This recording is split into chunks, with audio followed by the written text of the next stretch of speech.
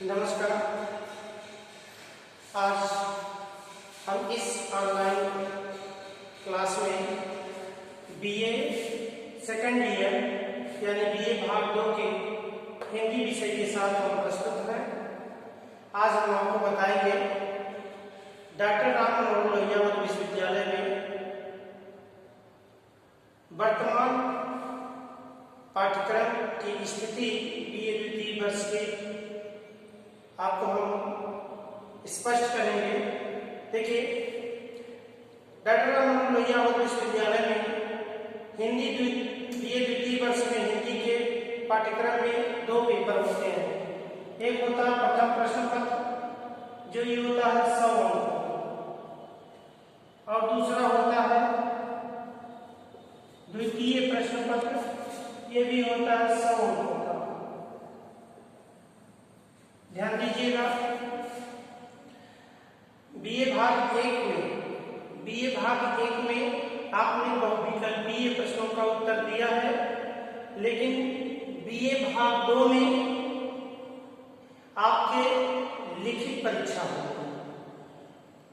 लिखित परीक्षा 3 तरह के प्रश्न पूछे जाएंगे, 3 प्रकार के प्रश्न पूछे जाते हैं।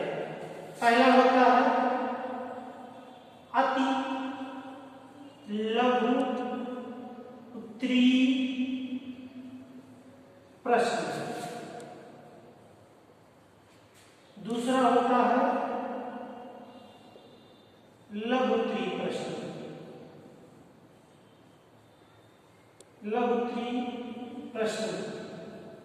तीसरा होता है दीर्घ उत्तरीय प्रश्न। ध्यान दीजिएगा, लघु उत्तरीय प्रश्न के पहला प्रश्न संख्या 1 लघु उत्तरीय होता है। 50 शब्दों में इसका उत्तर देना होता है और इसका 200 शब्दों में और इसका 500 शब्दों में। ध्यान दीजिए, ये 10 प्रश्न पूछे जाते हैं, प्रश्न संख्या 1 और 1 में 10 प्रश्न पूछे जाते हैं 2 नंबर, यानी 20 नंबर का ये होता है। दूसरा होता है जिसमें प्रश्न संख्या 2, 3, 4 ये होता है व्याख्या। ये व्याख्या होता है और व्याख्या में आपसे ये 3 व्याख्या होते हैं, 3 × 10। ध्यान दीजिएगा, इसी में 5वां और 6वां ये होते हैं लघु उत्तरीय प्रश्न पूछे जाते हैं। ये होते हैं 2 प्रश्न 10 नंबर के, ये होते हैं 20 अंक, और 500 शब्दों में 2 प्रश्न पूछे जाते हैं, ये होते हैं 15 अंक। इस तरह आपके सब मिला के 100 अंक पूछे जाते हैं। इस तरह के यानी जो प्रश्नों का जवाब देना होता है वो 10 प्रश्न इसमें होते हैं और 3 व्याख्या, 2 लिखित और 2 दीर्घ उत्तरीय। इस तरह 2, 2, 4, 3, 7 और 10, 17 प्रश्नों के जवाब हमें देने होते हैं। और समय होता है 3 घंटा। ध्यान दीजिएगा सभी लोग, समय 3 घंटा होता है, 3 घंटे, और इस तरह से 100 अंक के 2 प्रश्न पत्र पूछे जाते हैं। अब बात आती है कि प्रथम प्रश्न पत्र 100 अंक का होता है, 100 अंक का द्वितीय प्रश्न पत्र होता है। अब यही स्थिति दोनों प्रश्न पत्रों में होते हैं। आइए हम प्रथम प्रश्न पत्र की बात करते हैं। तो प्रथम प्रश्न पत्र में जो हमारा पाठ्यक्रम है वो है आधुनिक काव्य। आपने बीए भाग 1 में पढ़ा है मध्यकालीन काव्य, आपको याद होगा, आपने पढ़ा है मध्यकालीन काव्य। अब इसमें हम लोग पढ़ेंगे आधुनिक काव्य। आधुनिक काव्य का जो समय है आचार्य रामचंद्र शुक्ल के अनुसार संवत 1900 से संवत 1900 विक्रमी से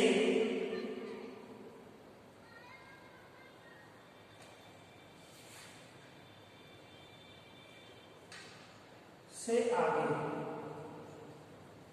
आगे का मतलब अब तक।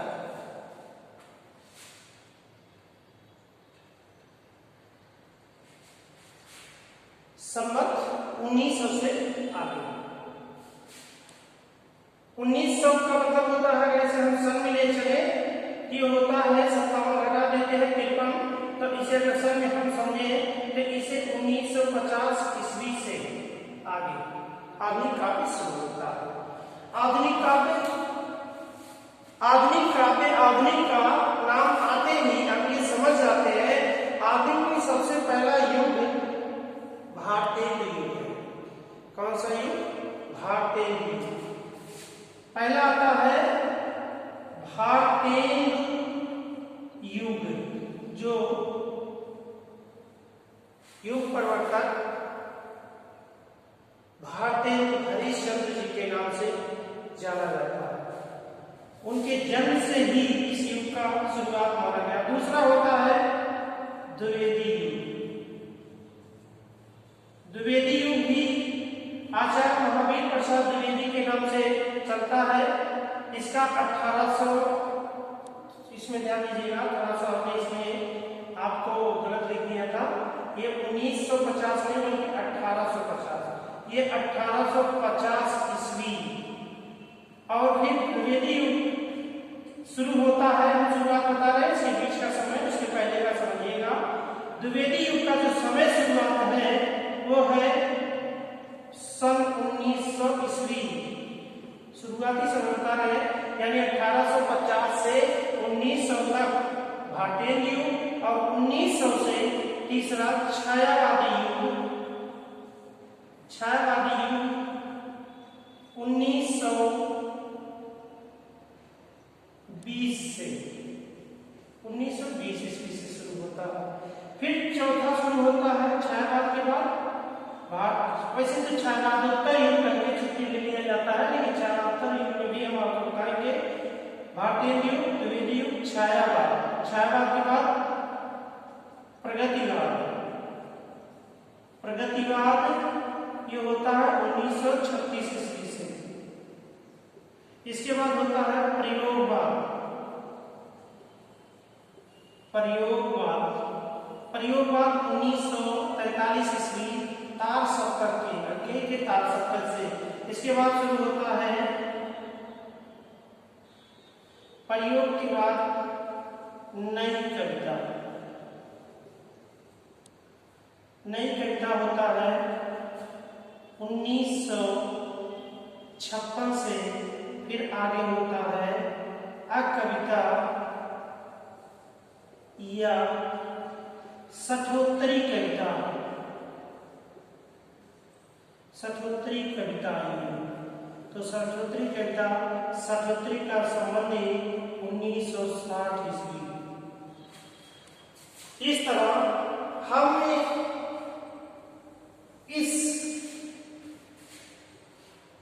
युग को आधुनिक काव्य के अंतर्गत इनकी प्रवृत्तियां, इनके कवि और इनकी रचनाएं, इनकी स्थिति, हम इस भाग 2 के प्रथम प्रश्न पत्र में इन सब का अध्ययन करेंगे।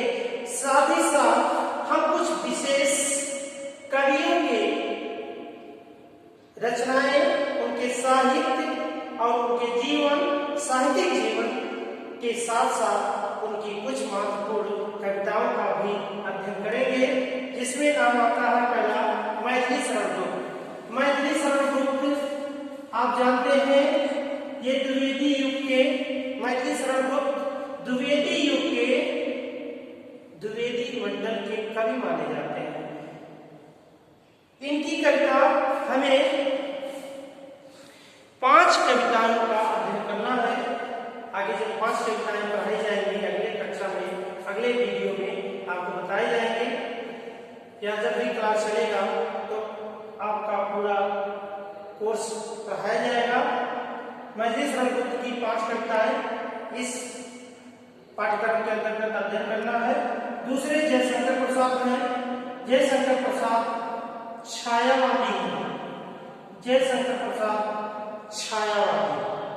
छायावादी इन्हें छायावाद के बहुत्रय बृहत्त्रय जिसे कहा जाता है, छायावाद के बृहत्त्रय में इन्हें ब्रह्मा की उपाधि दी गई है। देखिए, छायावाद के बृहत्त्रय में 3 कवियों का नाम लिया जाता है, जिन्हें तीनों कवियों का अध्ययन हमें करना है। जयशंकर प्रसाद, सुमित्रानंद पंत और निराला प्रसाद, पंत, निराला, इन तीनों को ब्रह्मा, विष्णु, महेश कहा जाता है। जयशंकर प्रसाद छायावाद के प्रवर्तक भी माने जाते हैं। जयशंकर प्रसाद छायावाद के प्रवर्तक हैं। ध्यान दीजिए, जयशंकर प्रसाद की कविताओं का अध्ययन हमें करना है और इसमें एक इनका महाकाव्य है, आप जानते हैं, कामायनी। जयशंकर प्रसाद की कामायनी के एक सर्ग का अध्ययन हम इस पाठ्यक्रम के अंतर्गत करते हैं। अगला नाम आता है सुमित्रानंदन पंत का, और सुमित्रानंदन पंत छायावादी कवि हैं और छायावाद के बृहत्त्रय में इन्हें ब्रह्मा विष्णु का उपाधि दिया जाता है। सुमित्रानंदन पंत को छायावाद में विष्णु का उपाधि दिया जाता है और इनकी भी 5 कविताओं का अध्ययन इस पाठ्यक्रम में किया जाएगा। आगे है सूर्यकांत त्रिपाठी निराला, यह भी छायावाद के ही है। सूर्यकांत त्रिपाठी निराला के भी 5 कविताओं का अध्ययन करेंगे। सूर्यकांत त्रिपाठी निराला को ब्रह्मा, विष्णु, महेश कहा जाता है। ब्रह्मा, विष्णु, महेश, यानी इन्हें महेश मतलब शंकर जी, यानी इन्हें महेश का उपाधि दिया गया है। आगे है रामधारी सिंह दिनकर। रामधारी सिंह दिनकर का खुद कहना है, रामधारी सिंह दिनकर का खुद कहना है कि हम छायावाद के पीठ पर बैठकर आए हैं। यानी इन्होंने कुछ रचनाएं छायावाद के हैं, लेकिन खुद ये छायावाद में नहीं बल्कि इन्हें प्रगतिवाद में रखा जाता है। किस बात में? प्रगतिवाद में। रामधारी सिंह दिनकर प्रगतिवाद के महान कवि के रूप में, छायावाद उत्तर युग के महान कवि के रूप में इन्हें जाना जाता है। हिंदी साहित्य में रामधारी सिंह दिनकर की अहम भूमिका रही है और इनका भी 5 कविताओं का अध्ययन हम अपने इस पाठ्यक्रम के अंतर्गत करेंगे। आगे है सच्चिदानंद हीरानंद वात्स्यायन अज्ञे। सच्चिदानंद हीरानंद वात्स्यायन अज्ञे ये प्रयोगवादी कवि हैं। ऐसे कवि हैं प्रयोगवादी। इन्होंने 4 सप्तक प्रकाशित कराए और प्रयोगवाद 1945 में तार सप्तक में 7 कवियों को लेकर के इन्होंने एक जिल्द साधी तार सप्तक, एक सप्तक निकाला जिसमें 7 कवियों के समूह की कविताओं को रखा और इन्होंने आगे प्रयोगवाद से शुरू होते हैं। आगे है द्रुत पाठ में ये सब बाकी नई कविताएं कविताएं सकोत्री या 1975 या अद्यतन कर सकते हैं में केदारनाथ अग्रवाल, सुदामा प्रसाद पांडे भूमि और त्रिलोचन शास्त्री, इन सब की रचनाओं को, जीवन परिचय को, कृतियों को, साहित्य की योगदान का और हम साथ ही साथ आधुनिक काव्य जिसमें भारतीय विविधि, छायावाद, प्रगत प्रयोगवाद, नई कविता, सठोत्तरी कविता, अकविता, इसमें प्रपद्यवाद और अन्य नकेलवाद का भी अध्ययन करेंगे। आगे आपको अगले वीडियो में बताया जाएगा। दूसरे प्रश्न पत्र में गद्य के रूप आपको हमने बीए भाग 1 में भी बताया है।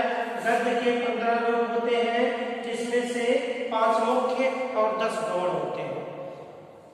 5 मुख्य और 10 गौण होते हैं।